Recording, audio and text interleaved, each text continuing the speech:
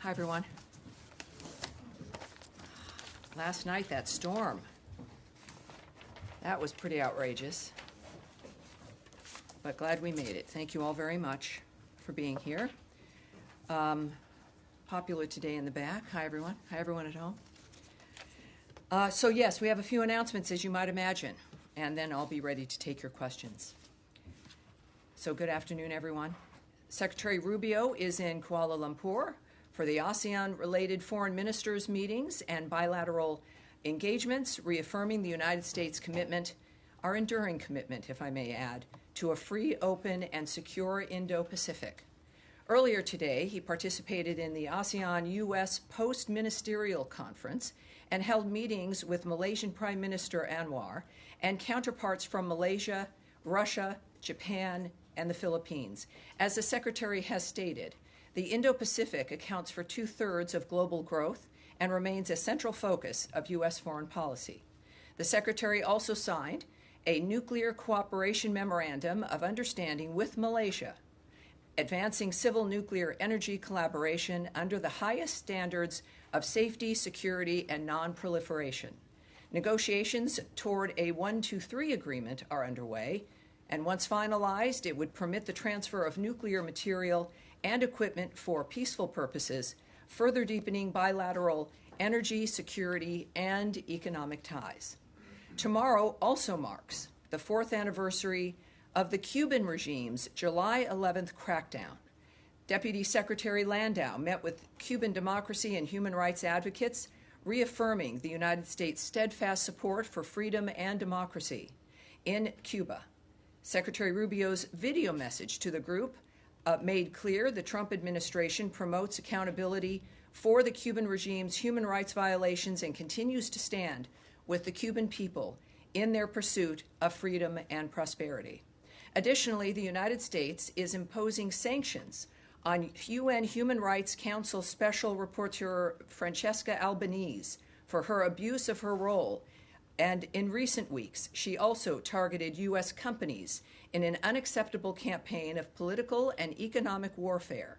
The United States will take whatever actions we deem necessary and appropriate to protect our sovereignty, Israel, and any other U.S. ally from illegitimate actions by the ICC.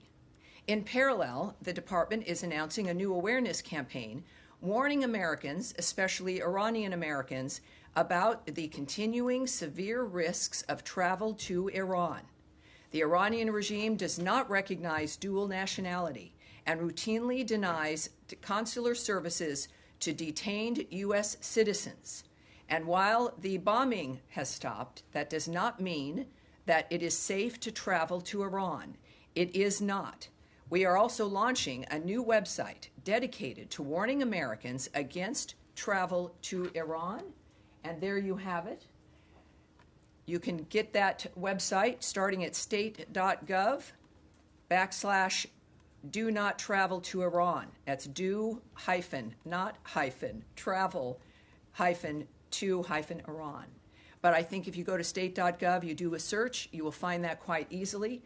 The message is clear, as you can tell, in multiple languages. Our travel advisories are there as well. They remain in place.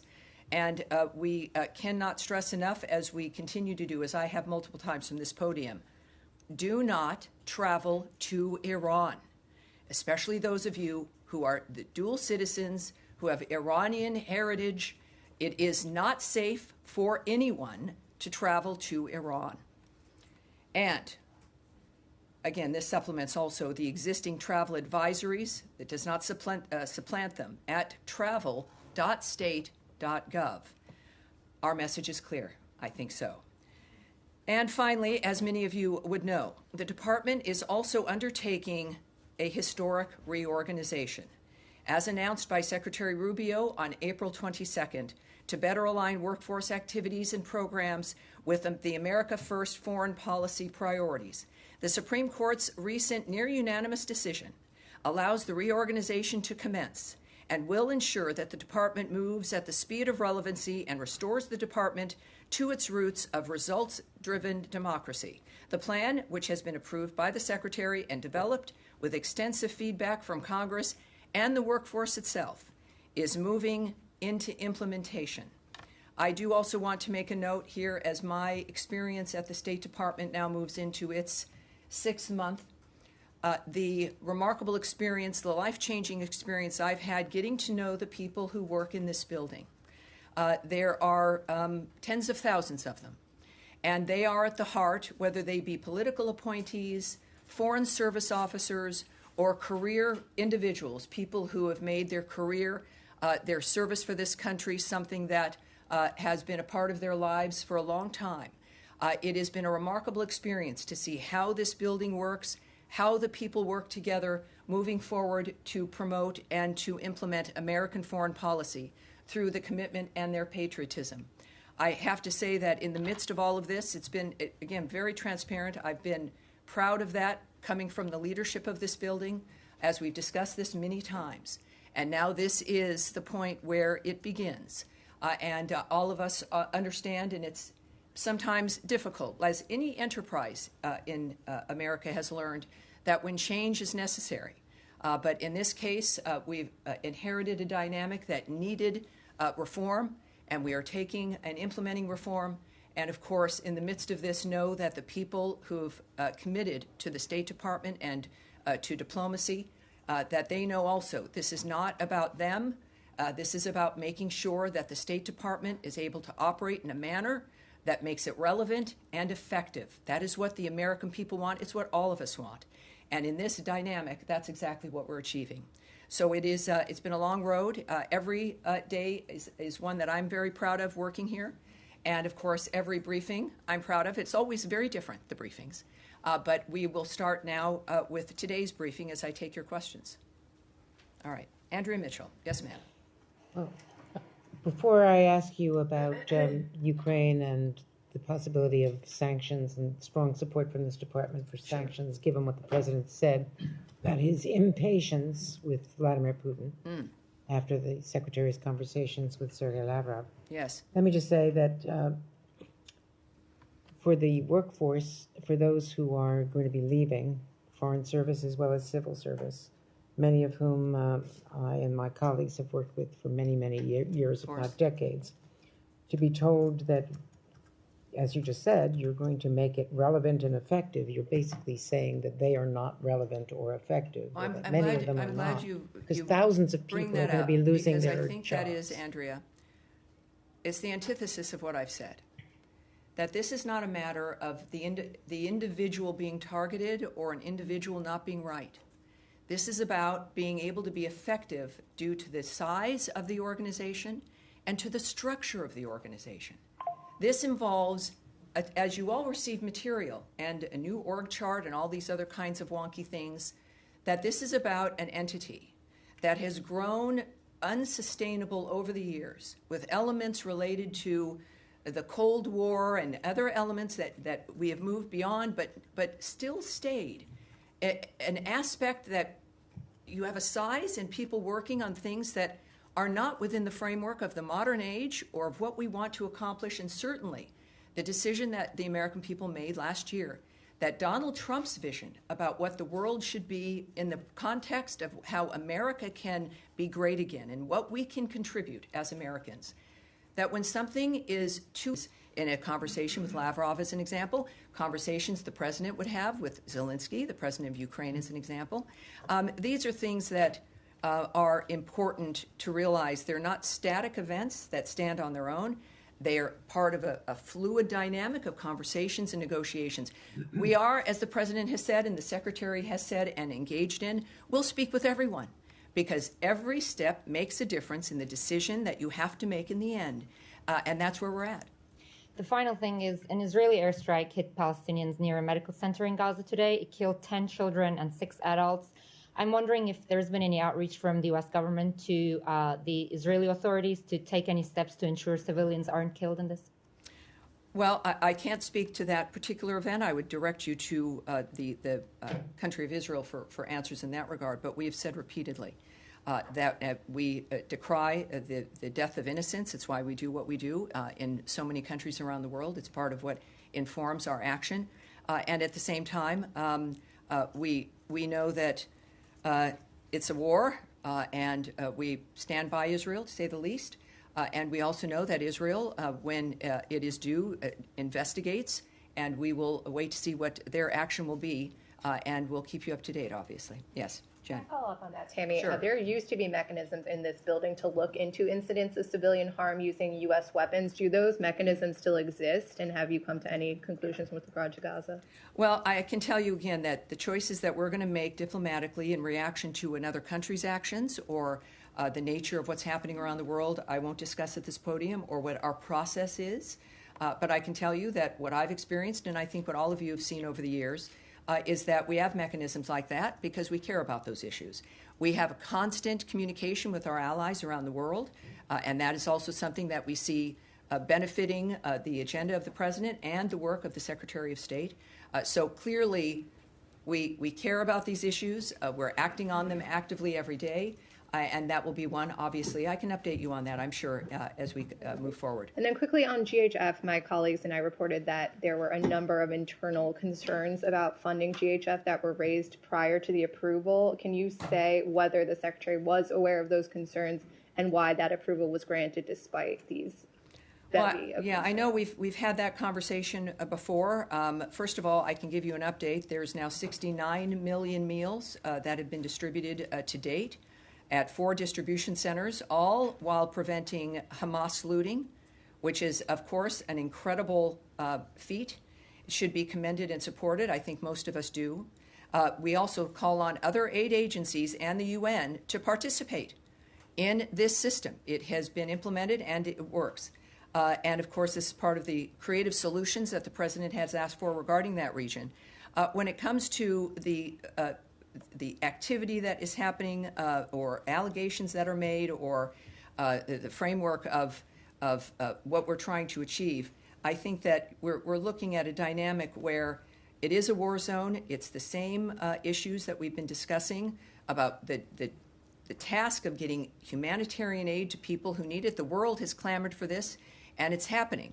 And I think at this point, when we look at the nature of the number of meals that have been delivered and the efforts that have to be taken to save those lives, it is to be commended. It's not, certainly nothing will be perfect. I've said this before, that it can't be perfect because it is an unnatural, obscene environment.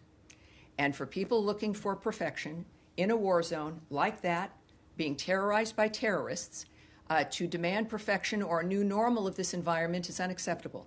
Nothing will be enough. And so that's why we've got to have a solution and an end, a durable ceasefire and a durable peace, because otherwise the suffering and the carnage continues, and that's what we're working to end. All right. Yes, Alex. Thank you, Dr. I want to go back to Ukraine, press you a little bit more, if I may.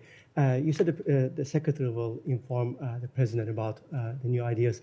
At what point do you guys are planning to inform the Ukrainians?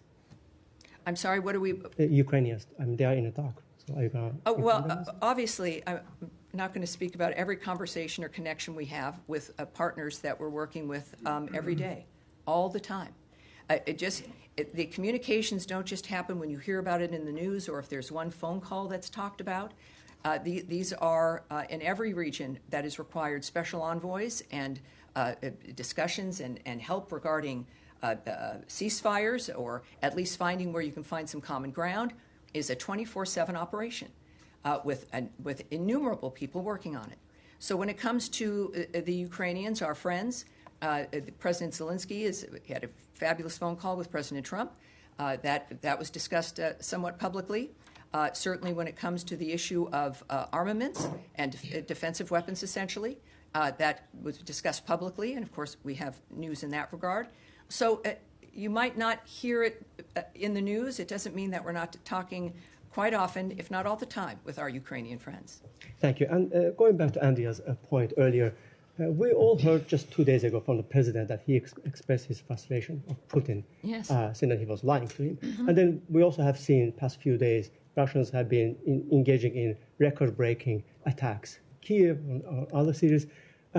Why do you think Lavrov deserves a secretary-level meeting, given all this background? Well, again, a lot of people didn't think Putin should be talked with at all during the last administration. He wasn't talked to for 3 years.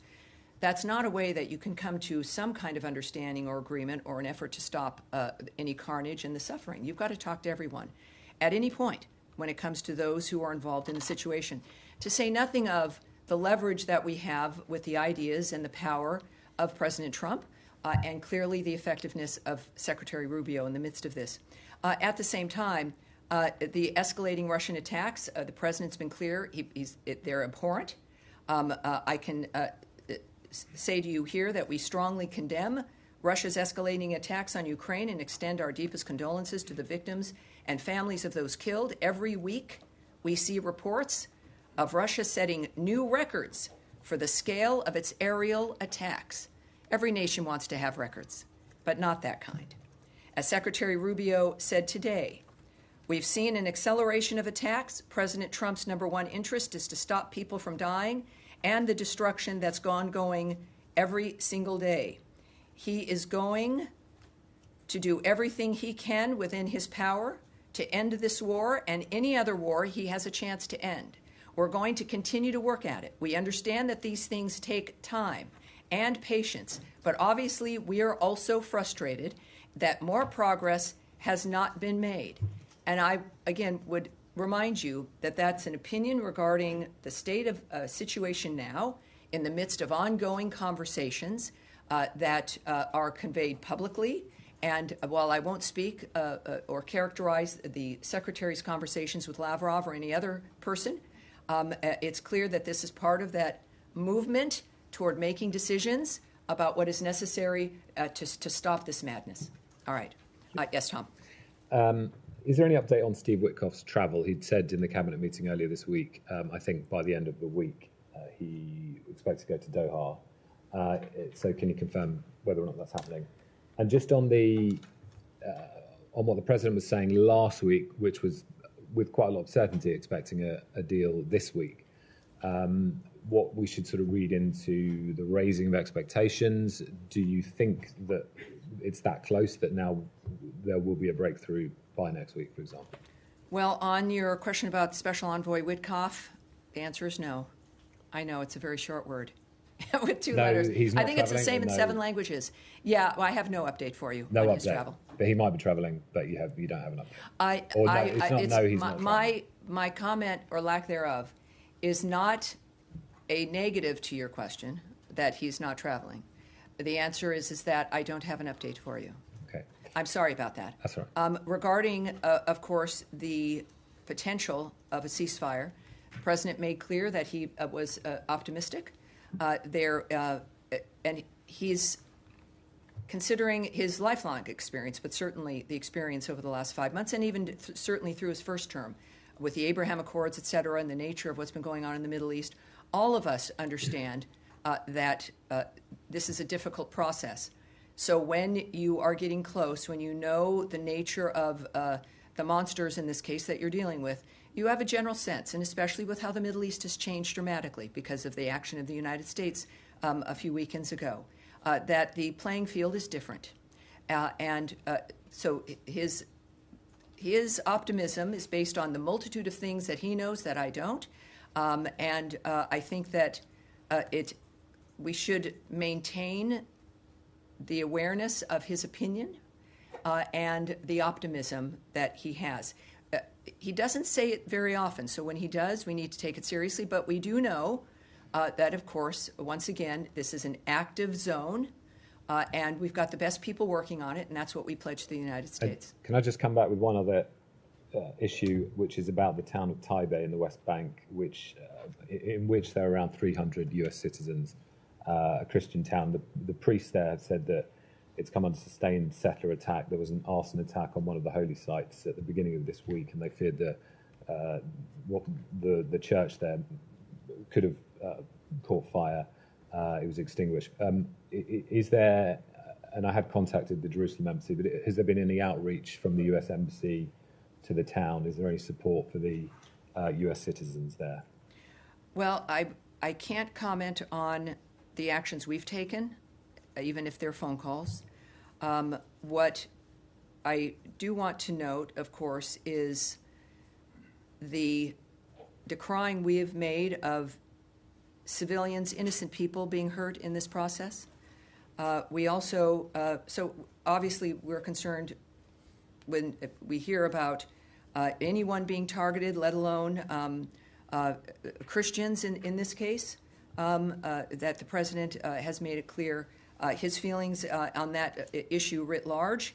And it's difficult. All of this, it's war. It's war manifesting in very different contexts within that region, but also other places around the world.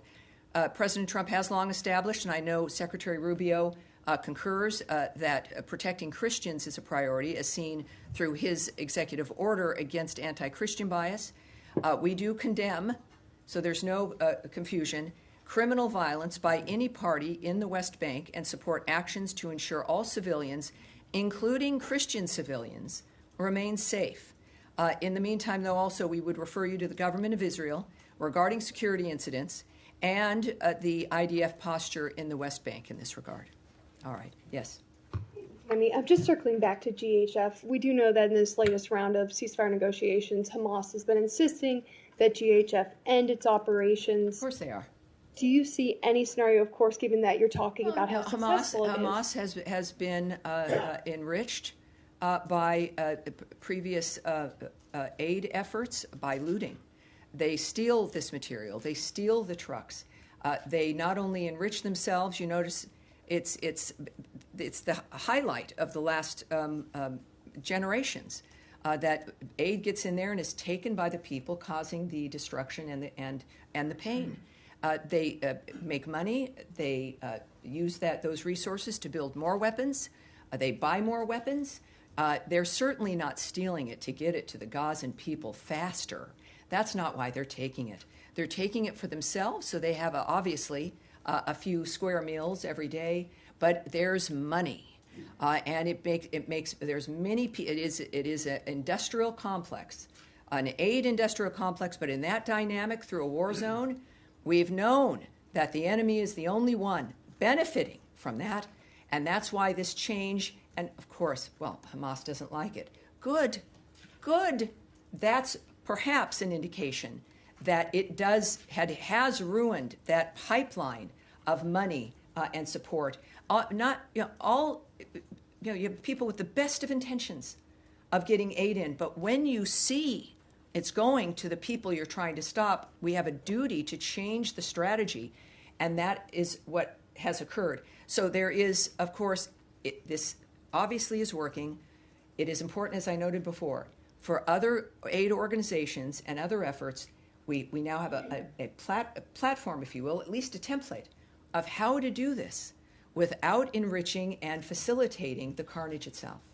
So given your answer there, is it safe to say that the U.S. and Israel see it as imperative that GHF be allowed to continue operating in Gaza under the terms of any ceasefire agreement?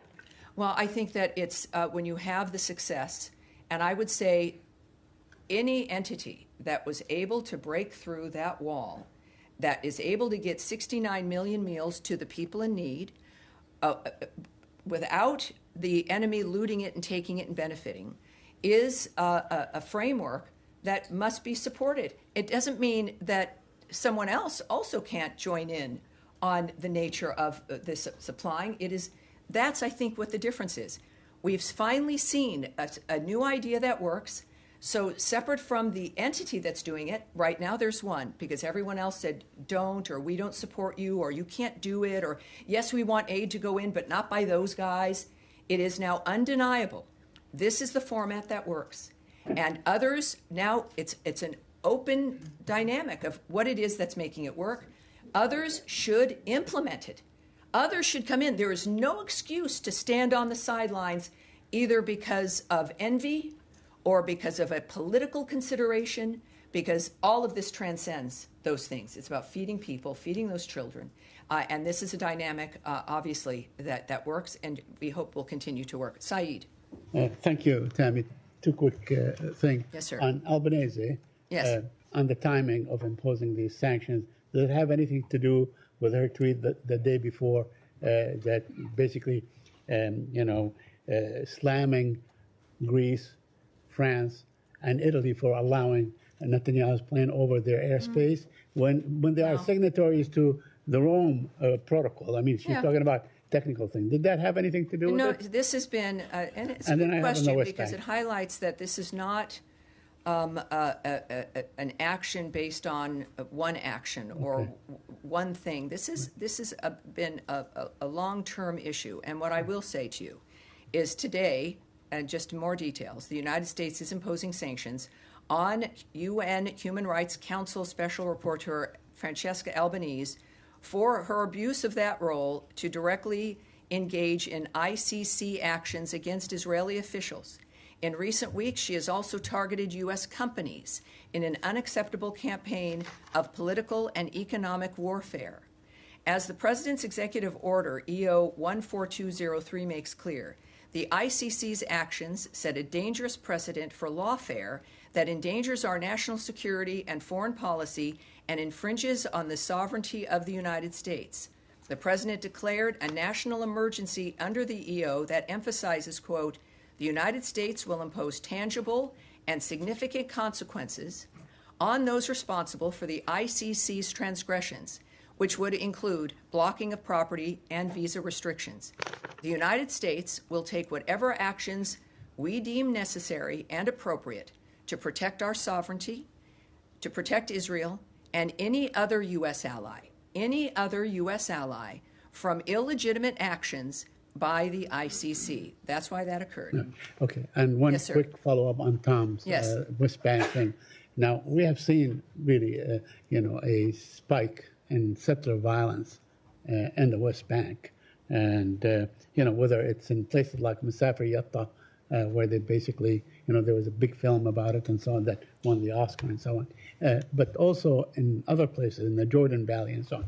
And my question, who is in the State Department following up on these incidents? I mean, how do people, including Palestinian Americans that live in my village, for instance, some of my relatives and so on, who do they go to when they say we have been subject of attack by settlers and so on? Well, obviously, first of all, Israel, of course, it's the government of Israel who they go to. Israel is an ally. But when you say who in this building works on this, No. I'm going to answer that. Yeah, okay. This is, and I've said this before, a lot of people don't know how the State Department works. It's not a bunch of people in suites, typing things down. Some people are. I do that sometimes, but I don't have a suite. But it's thousands of people, you guys. Right. It is thousands of people in bureaus that are assigned to regions who work literally, and they have, people assigned different times of the day and the night who are working all the time looking at the nature of what's occurring all around the world based on where their region might be. And, of course, this region, involving, of course, the Middle East, is very busy. I see them almost every day. And during the briefing days, we sit down and I get briefed by these people, these experts, who watch everything that's happening, who are talking to everyone, who know what's occurring, who know where the policy is moving, who know what the secretary is thinking, or at least what his trajectory might be. I then blend into that with what I know from leadership as I work in this building. So when we say, who cares? The American people care. The State Department cares as a collection of the American people who have committed to this work specifically, which is not easy and does not make anyone rich, because they care about the country and they care about what happens around the world in the relationship of making sure America stays safer, more secure, and more prosperous. That's who cares, and that's who's working on it. Thank you. Yes, sir, right there behind. Okay, so, Yes, sir. Thank you so much, Sammy. Just a follow-up on Saeed's question as well. Is the Office of the U.S. Security Coordinator in Jerusalem still working under General Michael Flynn, I believe? And because recently there were a few reports indicating that there was a visit to Noor Shams refugee camps. Let's stop right there. This is moving into gossip and a report or reports of something. We can save everyone's time because we're moving out of my time. I will not comment on things that you've seen in a paper somewhere or reports of wanting gossip or my speculation. That won't happen. I will have it taken back, your question, in the event there's something we can get to you. But Please, we're going to move on from that. yes, Yes, sir, go just ahead. a quick follow-up. No, we are going on. That was your chance, sir. No, sir, right there. Thank you, Yes, thank thank you, you. Tammy. On the optimism expressed by the administration on the potential ceasefire in Gaza, and Yes. particularly the distribution of humanitarian aid, Yes. are there plans in place to stop the firing on Palestinians trying to get that aid? Well, you know, if we've been demanding for a long time, there's one group there, it's just horrible, that will not stop shooting people or lay down their weapons. Hamas. They could lay down their weapons. There are fewer of them, we will have to admit, since the beginning of this war. And they also won't release the hostages. So part of the ceasefire plan, of course, you have a ceasefire when people stop shooting. So if we're looking at the nature of if there's a plan in that framework, and also, of course, what Secretary Rubio has noted, that there is no place in the future for Hamas. Hamas should not exist. It cannot exist. So in that context, yes, the firing on anyone who is attempting, who's an innocent civilian, who's attempting to get something or just living their lives, the Gazan people have been the first victims of this horror, as they have been controlled for generations by Hamas, by terrorists, by those who don't care about them. So the peace that President Trump wants and Secretary Rubio is working for aims, to say the least, of ending that across the board, no matter who might be doing it, but certainly those who are controlling that framework now and the ones with the weapons, and that would be Hamas. Yes, at the end of the row here. Anthony Mershak from MTV Lebanon. Right, so welcome we're aboard. asking about Thank you, sir. Beirut. Could you please clarify the special envoy Tom Barak's recent comment stating that Hezbollah has a political wing? Had the U.S. position changed regarding the distinction between Hezbollah's political and military branches? I have a few things I can say to you. First of all, our position has not changed. Hezbollah is a designated terrorist organization, and we do not distinguish between its political or armed wings. As Ambassador Barak said while in Beirut, Lebanon must utilize this moment to make progress, and that includes progress on disarming Hezbollah. And at the same time, Ambassador Barak, he is the ambassador to Turkey, as well as, of course, our special envoy for Syria. I'm not going to characterize his diplomatic conversations in that regard at all, but he has said publicly that he has been very satisfied with the initial response by the Lebanese government, but now it's noted that they're working on details in this regard. And on the security front, the Lebanese armed forces have made progress on disarming Hezbollah in the south, but there is still more to be done. So as he said, Ambassador Barak, while in Beirut, Lebanon must utilize this moment to make progress. And we do not want to see Hezbollah or any other terrorist group in Lebanon recover their ability to commit violence and threaten the security in Lebanon or in Israel. And I will take one more. You, sir, in the white shirt. Thank you. Other journalists from Azerbaijan, and recently Secretary Rubio said he hopes to see a peace agreement between Armenia and Azerbaijan soon. And today, Azerbaijan President Ilham Aliyev and Armenian Prime Minister Nikol Pashinyan met in Abu Dhabi. Is there any connection between Secretary Rubio's remarks and this meeting? And does Washington currently have a concrete plan or proposal to support a peace agreement between Armenia and Azerbaijan? And my second question is... Let me answer that, okay, because, get me while it's right here on the front, and I will take your second question, okay, and then that's likely going to be it, because we have a thing. First, regarding the peace process, the United States supports those efforts to promote peace and stability in the South Caucasus. We also are tracking the referenced press reports in general and don't have any additional information to share. But as you know also, I think the Trump administration and Secretary Rubio's approach speaks for itself. And his remarks at the cabinet meeting is that this is an administration working for peace. They will do and go wherever they need to go. It is not waned. It is because it is the core of the commitment to making America great again is improving, of course, the condition of the world around us. And your second question, and sir. my second question is, for several months now, there has been no U.S. ambassador appointed to Azerbaijan. Could you please clarify if this delay is due the procedural and technical reasons, or if there are any political consideration behind it, and how does the U.S. government view the importance of having a full ambassadorial presence in Baku at this time? Very, very good question. I don't have the answer to that right now, but we will take it back and get it back to you and the Thank full you so much. context in which you answered it. All right, you guys, that's it right now. Thank you very much. I will see you again next week, but there will be, of course, updates on everything we're working on throughout today and tomorrow. Thank you. Have a great rest of your day, everybody. Thank you.